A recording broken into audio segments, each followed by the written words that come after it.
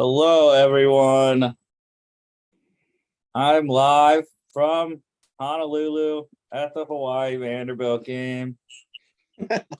No, wish I was. I wish I was actually in Hawaii, but it is week 0. College football is back officially, and we have a special show dedicated to all these games. There are 11, I think, today. So we will be breaking down each matchup as best we can with the limited info that we have going into the first week. That's always the hardest thing, especially if you're a bettor out there. Week 0, week 1, you have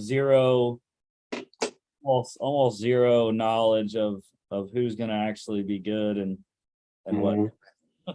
And the other thing with college football is that even more so than the NFL, there's so much turnover from year to year. Yeah. And it can be completely different in a team's success.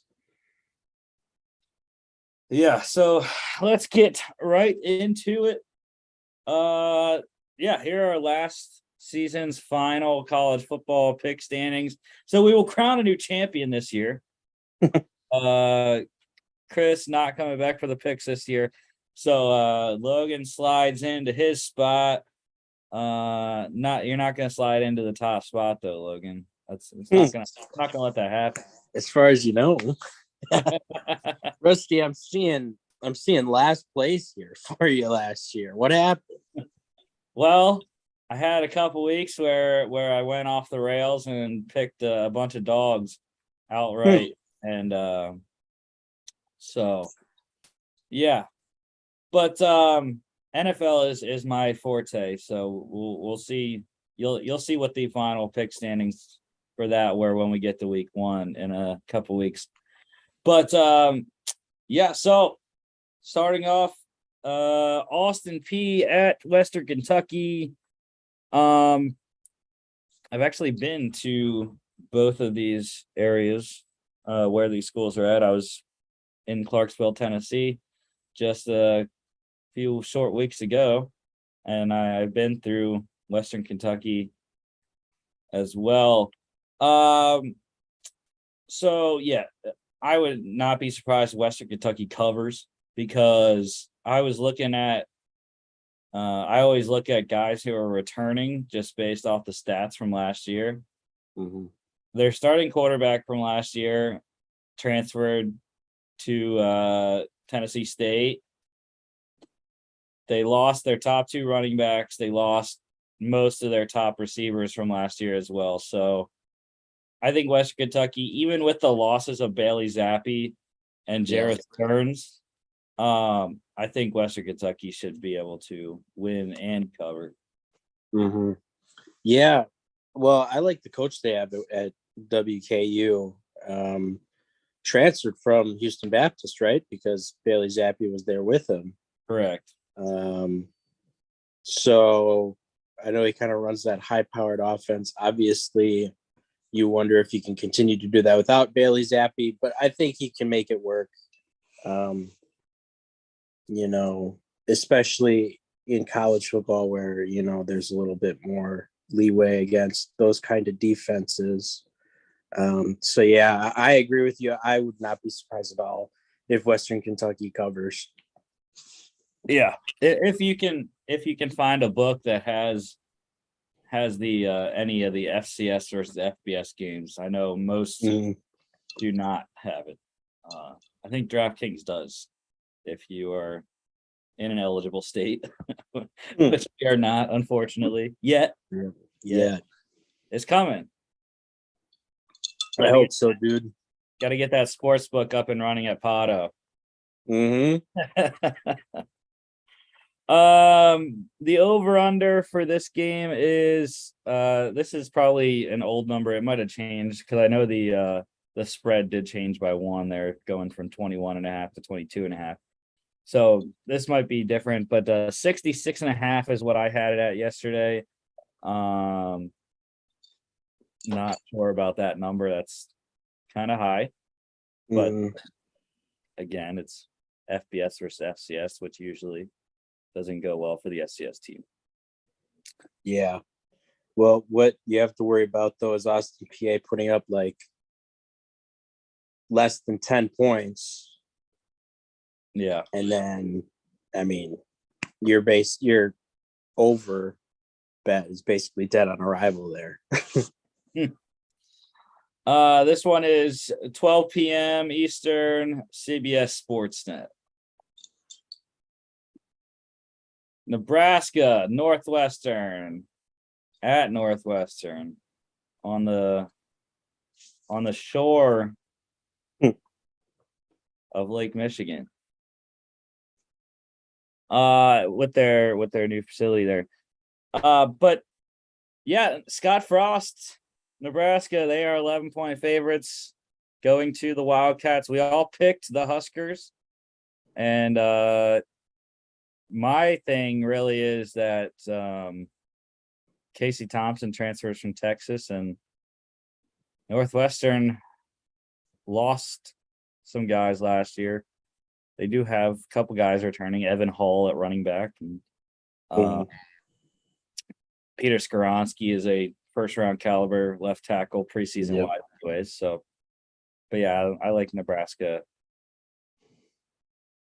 Yeah, I like Nebraska, but I like them in kind of a close game. I feel like last year's Northwestern team wasn't indicative of kind of how traditionally they can play, which is kind of the classic Big Ten, like, drag you out to the deep water and, kind of make it a close game of it. Plus, Nebraska last year was notorious for, the like half possession, like the 3-point losses. So I'm kind of surprised with the -11 for Nebraska. I mean, Nebraska housed them last year, so I'm guessing that's kind of what it is. But I wouldn't be surprised if it's a classic Big Ten kind of low scoring affair, one possession game. So I think I like Northwestern +11. And then whatever basically the under is set at, the over under is set at, I'd probably take the under, especially in week 1, kind of the week 0. That's kind of what I would think. Yeah, I am scared. I mean, I did bet the under, but everyone and their mother is on the under. So I'm kind of scared about that being with everyone, but hopefully we all cash together. Yeah, I had the over under at 52. I know on my book it was at I got it at 51.5, so I'm hoping I don't get the hook there at the whole number. But yeah, like the under definitely in this game. 12:30 on Fox. Not quite big noon kickoff. Big noon +30 kickoff. Yeah. Idaho State at UNLV. Well, I was close. I was close to taking Idaho State. This team went 1-10 last year, but they did have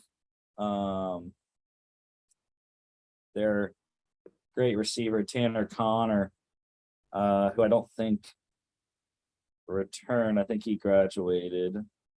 I'd have to make sure on that.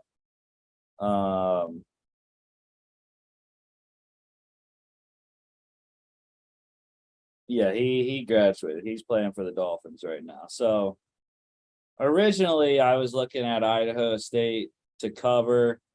UNLV is not that great. They have been improving a lot. But yeah, I'm just gonna go with the Rebels. Yeah. I mean, it's hard to pick any of these FCS teams to kind of upset. So yeah, I like UNLV for sure. I probably like them at, to cover the spread.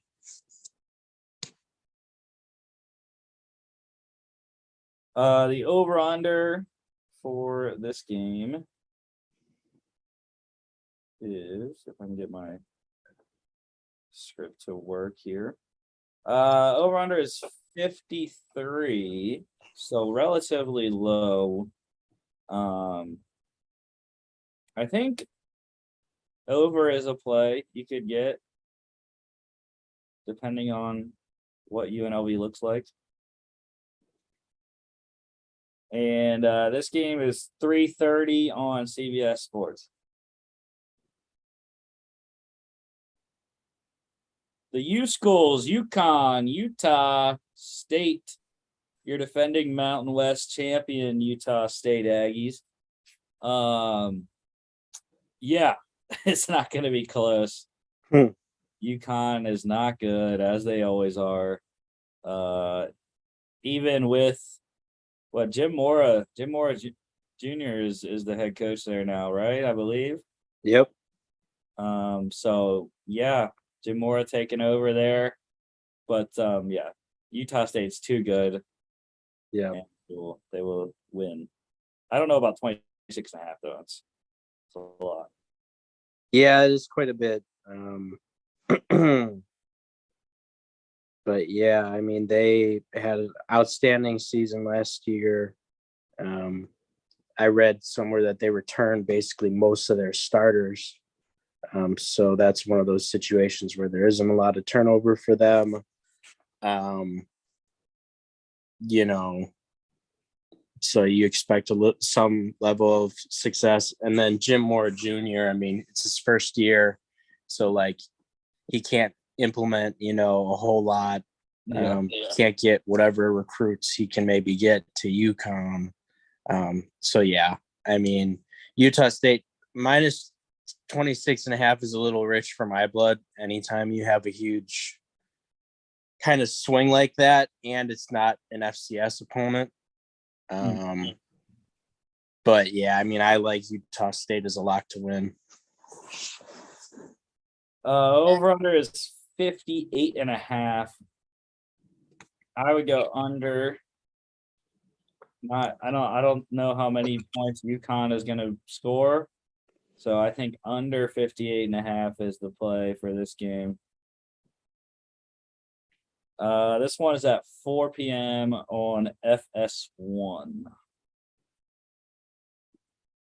Wyoming at Illinois, and here is the first split decision and Logan's first dog of the season. One of many in week 0 for you, sir. But tell me about Illinois. Yeah, I think Illinois is a team that with Bielema, I think that they can kind of build something to at least be competitive enough in the West. And I certainly like them kind of in out of conference play. I forget who their running back is, but he's really good. He's a stud. And Talking about Chase Brown. Yep. So, I mean, I like Illinois. I like kind of the Big Ten versus, Mountain West from where Wyoming's out of. So, yeah, I went with Illinois. I went with the Big Ten kind of bias. Well, the Cowboys here, they will be. I'm feeling less confident about my pick here than I was, considering some of the people they lost. But they do have Titus Sven at running back still. They did lose their top 2 receivers, one to a transfer, one to graduation. They lost their top 2 quarterbacks from last year and their top running back, one of my favorite people, Xavier Ballade, to Arizona State. But I still believe in the Cowboys. I don't believe in Illinois at all. Illinois is one of the worst Big Ten teams out there. I feel a lot more confident about Wyoming plus 14 than I do money line. So just sprinkle on the money line, as people like to say, and take the Cowboys plus 14. I think that's too many points for Illinois to cover. The over-under here is the lowest of the weekend. 43. And I might take the under. I don't know what to do with that number. I mean, 43, that's abysmal in college football. Yeah. So I'm not even gonna speak on that taking either side on that one. But 4 p.m. Big Ten Network. Duquesne at Florida State. The Seminoles 35.5-point favorites. Yeah, it's not going to be pretty for the Dukes coming from Pennsylvania. But Duquesne was they lost in the championship game last year. I was gonna say they were, if I can remember what their conference is, I can't remember off the top of my head what conference they play in. But I can see real quick. Oh, the NEC. That's right. They play in the NEC Northeast Conference, losing to Sacred Heart last year in the championship game. But yeah, Florida State has renewed hope. Mike Norvell's third season. They should be a lot better, and this is a nice warm-up game for them in Tallahassee. Yeah. I think that Florida State's going to be more competitive this year than kind of in, since Norvell took over. I think this is the year kind of where he's got more of his guys. He's able to kind of implement more of his scheme. And yeah, I mean, anytime you have an astronomical number there, like minus 35, like I'm hesitant, but I mean, I think Florida State definitely has the talent to put like 56, like put a 56-7, like final box score on them. So. Yeah, I agree. Over under here is 52.5, so you're taking the over then, Logan. Yeah, I mean, I probably would. 5 p.m. ACC Network. Charlotte at FAU. This is one of my favorite games of the day. This one, and there's another one I'll talk about in a sec. There's 2 Conference USA games that I'm really going to enjoy today. But once again, you are lone wolfing here with the Owls at home. I don't know how much you had to say about FAU, but yeah. So this game for me was a bit of a toss-up. I mean, as you can see too, it's -7, so it's a one possession spread. So I went with the home team, kind of the home advantage, especially in week 0 there. So yeah, that's why I went FAU. yeah, it looks like they do return all their guys. Their top 2 receivers, their top running back, and their top quarterback, N'Kosi Perry, as well. I went with Charlotte. Charlotte is one of my favorite sleeper teams in Conference USA this year. The Niners, while only starting a football program in 2017, I believe it was, they have come a long way in just 5 years. And just like FAU, they return almost everyone. Quarterback Chris Reynolds. You got running back Calvin Camp.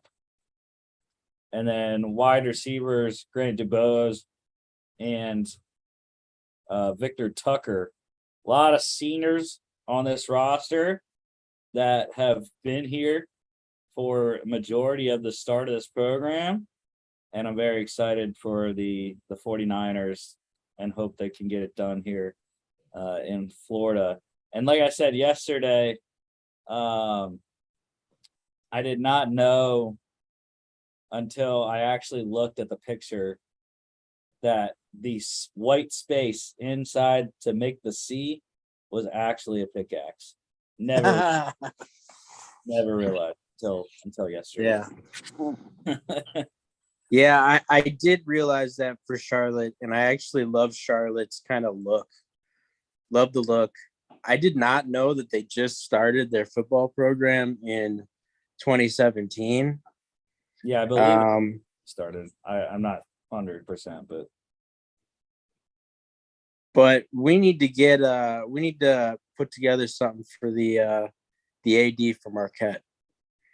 It's time to bring it back. Yeah. Well, it's a lot of money. We need all those private investors to Pony up. get some. Yeah. The over under for this one is 60. One of the highest ones.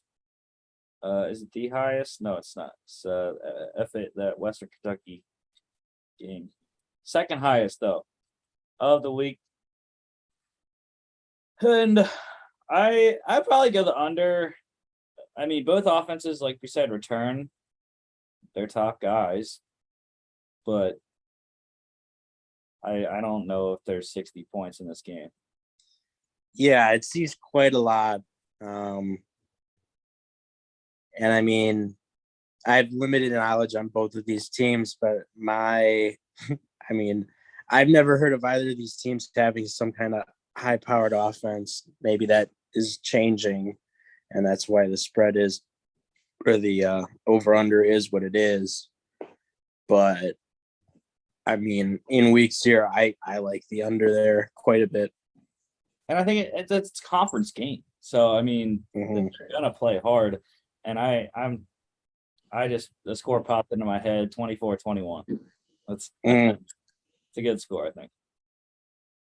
This game is 7 p.m. CBS Sports. Florida A&M at North Carolina. The Rattlers coming in to Chapel Hill. Not gonna have a chance. They have some issues in terms of personnel. I don't know if you saw the report. They only have 7 offensive linemen available for this game. They are without 21 total players because of eligibility issues. Wow. So, yeah, it's safe to say if you can get it, take the 35.5 for North Carolina.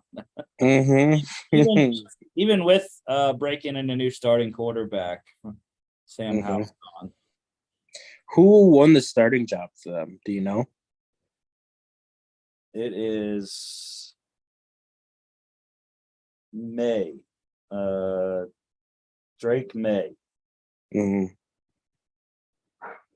So freshman, redshirt freshman, I believe it is. He was a highly touted recruit too, wasn't he? No clue. I don't follow recruiting too much. But initially in this game, before I heard about all those players being out for FAMU, I liked the 35.5 for their side. They're a FCS playoff team from last year. Yeah. They had an interesting story. Invited to the HBCU national championship game against Jackson State, and they said, no, we're good.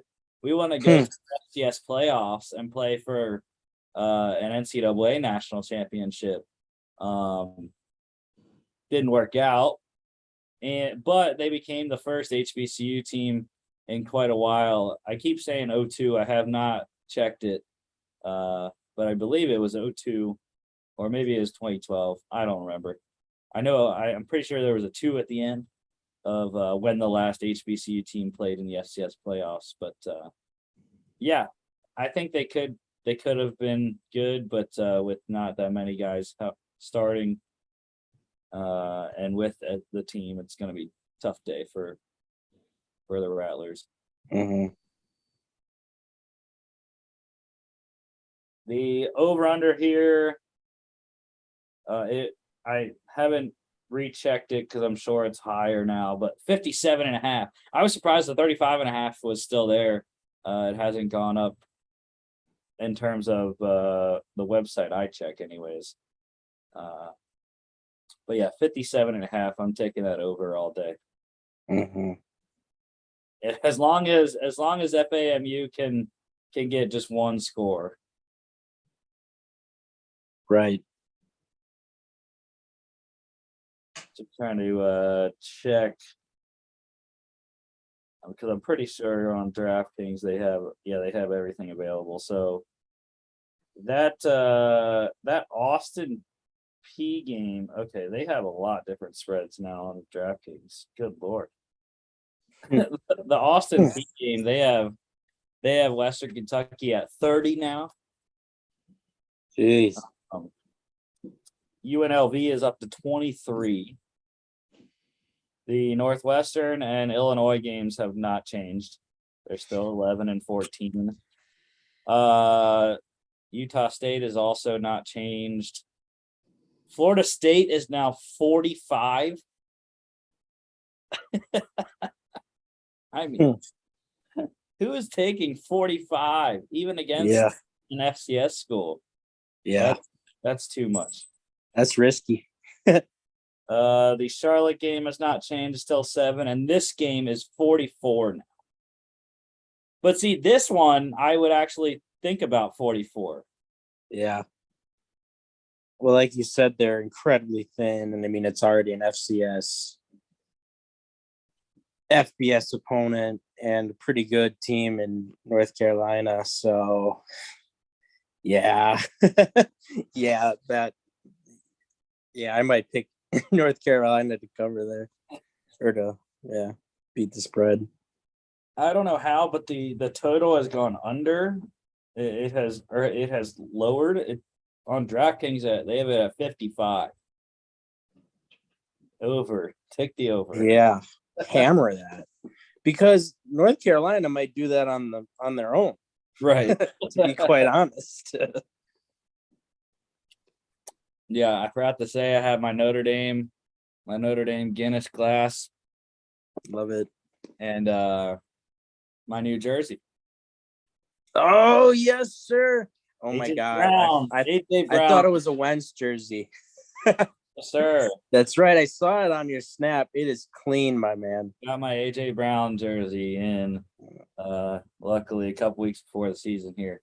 But anyways, this game is at 7 or 8:15 on ACC Network.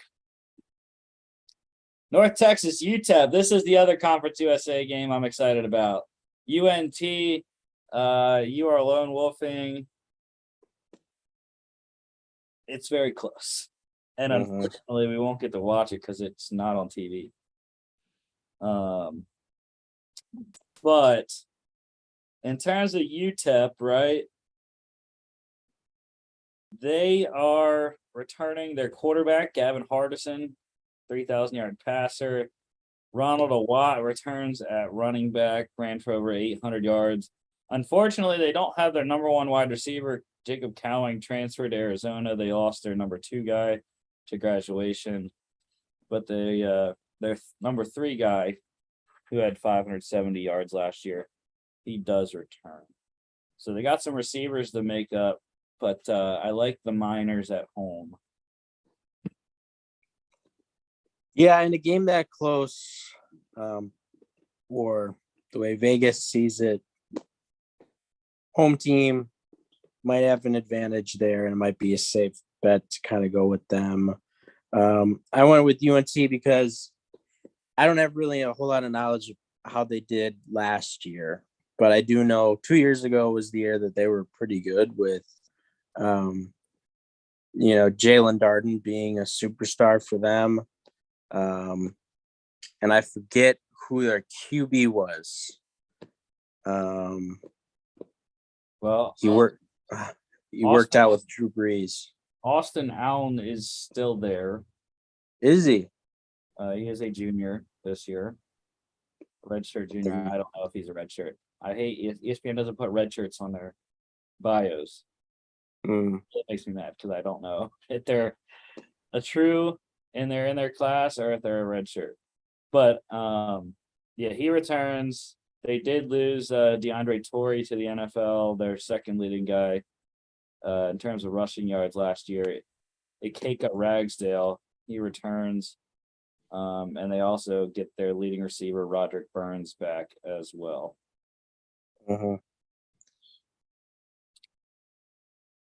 But yeah, it's that's interesting actually. On ESPN, matchup predictor has it at 60% for the Mean Green. Really? That's crazy. That is half. Yeah, that's quite the prediction for a game that Vegas feels is this close. Yeah. Over under here is 54.5. And kind of like the Charlotte game, it's a Conference USA division, matchup. So I don't like 54.5. I'd probably lean under for that one. And like I said, this game is at 9:00, but you have to find somewhere to stream it because it does not have a network affiliation with it on ESPN's app. Anyways. Another lone wolf. Look, Nevada, the Wolfpack coming in to Albuquerque to play New Mexico State. Yeah, I was skeptical. I almost went with you, and that would have made it 3 across the board, I believe. I think Mark picked Nevada on his own. But yeah, Nevada, they lost a lot. Yeah. Wilson Strong, gone. Romeo Dobbs, gone. Cole Turner, gone. Yep. But I still like them. It's New Mexico State's not good. They're just not. So took the Mountain West team. Yeah, I mean, I picked New Mexico State for 2 reasons. One, what you just mentioned is Nevada having quite a bit of turnover. And then 2 is for our boy, our Moles companion, John. Yeah, I figured he picked because of him. They do have some guys. The receivers wise, they don't have any. Their top 5 receivers from last year. Top 6. Oh my Lord. Their top 7 wide receivers and tight end are gone. Jabal Bell has the most receiving yards in terms of wide receivers and running and tight ends. He had 14 receptions for 119 yards and a touchdown last year. He is your top returning receiver, unless they got guys in the transfer portal, which I don't know. One guy they do have back. They do have an experienced quarterback coming back, though. Nate Cox is the starter, I believe. Filled in for Carson Strong a couple times last year. And also, they have their top 2 running backs back. One of my favorite guys, Toa Tawa, is back. Love the name as well as the talent with him. And Devontae Lee is back as well. They're number 2 guy. So maybe they're more of a power run game this year without the big arm of Carson Strong. Triple option. Yeah, I don't even know who New Mexico State is returning. Looks like quarterback Dino Maldonado is back, but the man only had 513 passing yards last year. Their top running back is gone. Omari Samuels returns. He had 202 rushing yards last year. Their number one wide receiver is gone. Their number two guy is gone. Oh, to Nebraska, actually. 3 is gone. So their fourth guy, Terrell Warner, is your top guy. 334 receiving yards last year.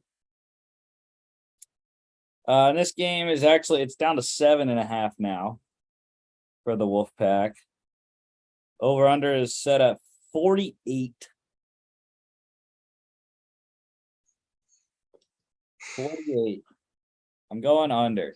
New Mexico State ain't gonna score that much. We'll see. It's at 10 p.m. on ESPN2, so I will not be able to catch this game. I'll be working tonight. And the last game of the night, Vandy at Hawaii, and you are lone wolfing the new logo of the Commodores. It's a new era. Yeah, if only. But ESPN matchup predictor has this 72% Hawaii. Look, man, you gotta go with your conscience, and I think Vandy, they're absolutely pitiful in the SEC. Don't know why they're still there, besides the fact that they probably get quite a lot of money for getting beat up by the likes of literally any other team in the SEC every year. But I think they have enough talent in an out of conference game to play well. I mean, Hawaii, obviously it's quite a large travel game for Vandy, and Hawaii has quite a distinct home field advantage. But I still like Vanderbilt. So yeah. Yeah, so Hawaii lost Chevin Cordero to transfer, went to San Jose State. Braden Shager should be the starter, I think. Their number one running back from last year, Day Hunter, is now at Liberty, but Dedrick Parson returns with similar statistics, and he actually had more carries than Hunter did last year. Nick Martyr has gone to Cincinnati, but and then they lost Calvin Turner as well to graduation. Jared Smart is gone. So their number one wide receiver in terms of last year's yards anyways would be Zion Bowens. 12 receptions, 257 yards, and a touchdown last year. And that touchdown, I believe, was the 93-yarder. That is his longest reception of the season. So, yeah, they have a lot of receiver work to make up, but I like the Rainbow Warriors, especially 9.5. I think that's a good number for them. And outright is fine. I always like repping the Rainbow Warriors.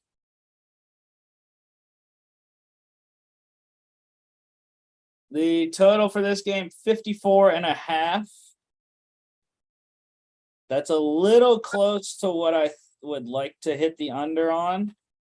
If you can get an alternate line and pay the price to get up to, it'd probably be way too many points to pay for, but 58 is a number I would feel comfortable hitting the under on.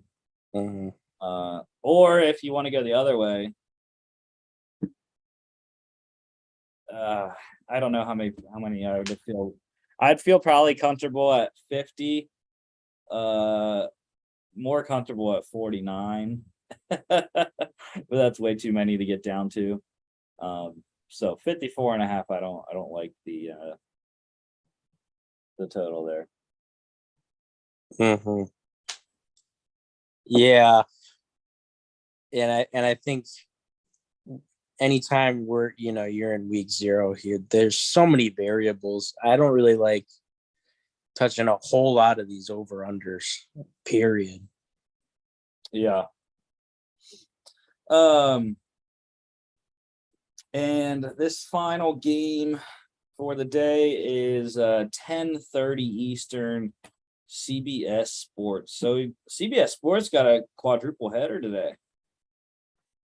They got the Western Kentucky game, got the UNLV game, and then they got Charlotte FAU, Vandy Hawaii. Oh, I forgot to say, Nevada, New Mexico State. That's 10 p.m. ESPN 2.